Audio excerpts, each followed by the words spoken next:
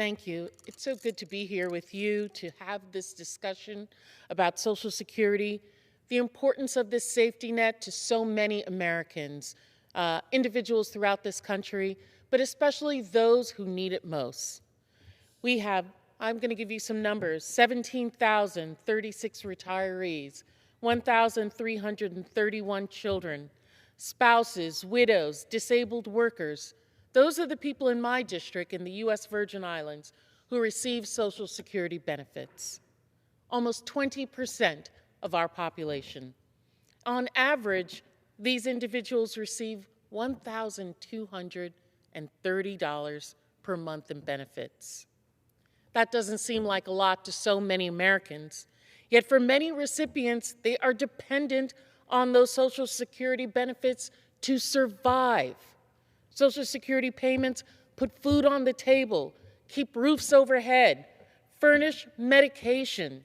Indeed, for about half of senior beneficiaries, Social Security provides the majority of their income. Social Security is even more important, as you have stated, for marginalized communities, particularly women and Black Americans.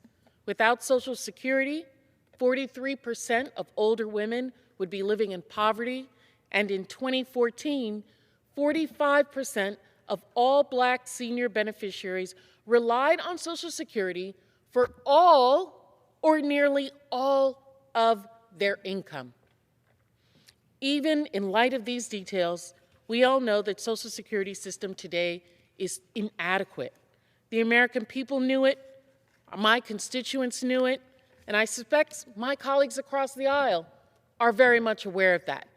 But I'm grateful for you, Congressman Larson, members of the Democratic Party, and in particular, my colleagues on the Ways and Means Committee who are exerting leadership, who are deciding to step out and do something about it.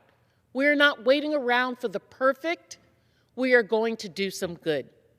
Benefits are insufficient. The Social Security Trust Fund will start running dry in 2035.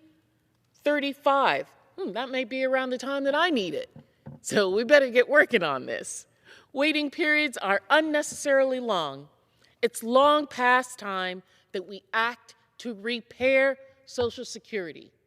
So many things in this House we just take for granted that we're going to work on, we're going to fix, whether it's roads, infrastructure. My gosh, those are the things that oftentimes it's easy for all of us to get behind. But how do we not get behind our elders? How do we not get behind those disabled workers, widows? Many of my colleagues want to quote the Bible. If they're concerned with the widow, if they're concerned with those that are elders, they should be concerned with Social Security. I'm proud when I was approached by you, Mr. Larson, to act as a sponsor, a co-sponsor of this legislation. H.R. 5723, the Social Security 2100, a sacred trust. This legislation would increase benefits for all Social Security beneficiaries. It improves the cost of living adjustment, the COLA, to reflect inflation. My colleagues across the aisle want to talk about inflation all the time. But when we try to give them measures to combat it, there's nothing they want to do. They vote no each and every time.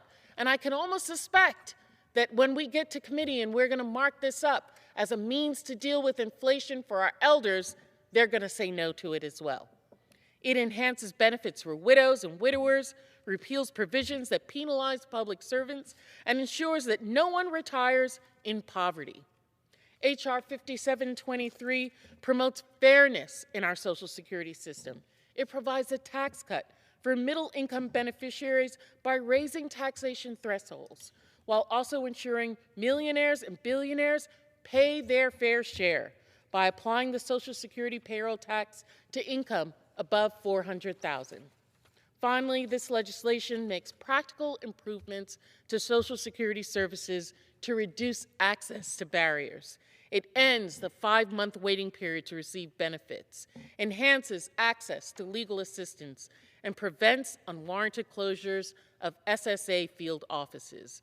By increasing benefits, promoting fairness, and improving access, Democrats are putting Social Security will not only help beneficiaries today, but will also help future beneficiaries by extending the trust fund's lifespan.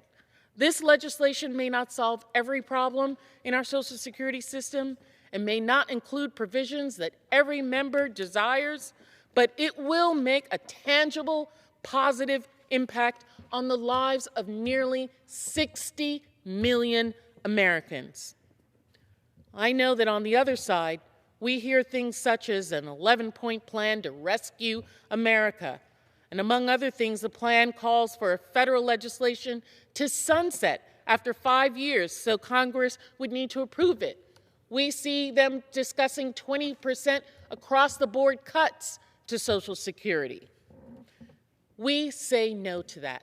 We want to support our elders, support the system, give a helping hand, fight inflation. As President Franklin Roosevelt stated in 1935 when he signed the Social Security Act into law, this law, too, represents a cornerstone in a structure which is being built, but it by no means complete. It is, in short, a law that will take care of human needs and at the same time provide the United States an economic structure of vastly greater soundness. I urge the House to lay another cornerstone in this unfinished structure by passing H.R. 5723. Our moral character as a nation is determined not by how we treat corporations and billionaires and the powerful, but rather how we treat the most vulnerable among us.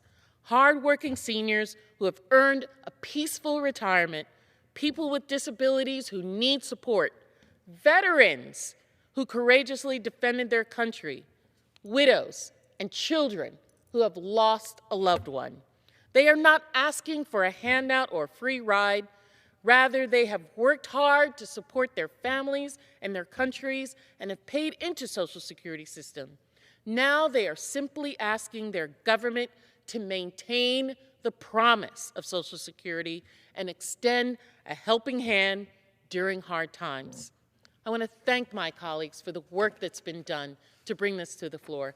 And Mr. Larson, I want to thank our tremendous staff who have done so much of the yeoman's work in bringing information, making sure that we are doing the right thing with the numbers, that this is something that is sustainable and is going to support not just those people who are receiving the benefits, but there's a benefit to all Americans by us doing this in the long run.